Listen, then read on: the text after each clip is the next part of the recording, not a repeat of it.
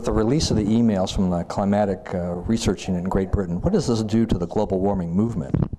Well, what it does for me personally is I'd call it redemption, because I've been saying for 8 years they've been cooking the science, and even statements on the Senate floor. And many of the scientists have, over the past 8 years, have come to me and complained about the fact that only one side is being heard. And this whole IPCC thing is just put together to accomplish a political goal. Well, it wasn't until just a few days ago when all the hacking came out that we actually have quotes. We have the evidence now to show that what we said 4 years ago was happening is in fact happening. So I think it's I think the nails were all in the coffin, but maybe that was the final nail. You've called this a hoax before. Do you feel somewhat vindicated by all of this? Yeah, because I called it a hoax in a speech right before the UN meeting back in '03. And said that it was, I think, the greatest single hoax ever perpetrated on the American people, because it would have been a total change in lifestyle, the largest tax increase by tenfold in the history of this country. And so I just really feel now that it is dead. There's no way in the world they're going to resurrect this now.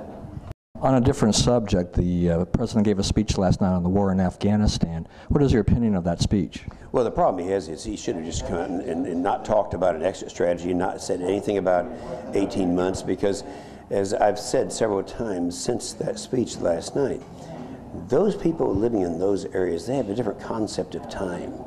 Their time is, they think in terms of years and decades. We think in terms of days and weeks. And if they think that we're going to be out of there or start getting out of there in 18 months, then all they'll do is go back in their caves and wait. And that is the wrong message to send. Secondly, I think that he was trying to pacify both sides, and he made both sides mad.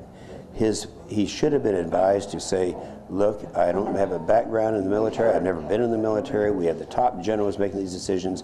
I'm going to just free them up so they can make the decisions, because we have to win the war. And that would have been so much easier for him to say. So in those respects, I'm critical, but I'm just glad he didn't come up with something where he just said, we're going to unilaterally withdraw. There's a lot of fear that that might have been what he'd say, because, you know, liberals don't think you need to be fighting wars anyway.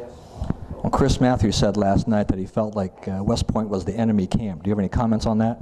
No, I think he probably carefully chose that, and he chose the ones for his own backdrop. They had to be people, they were instructed to applaud and to smile and to agree, you know, and I can't blame him for that. He's good at that. He's very theatrical.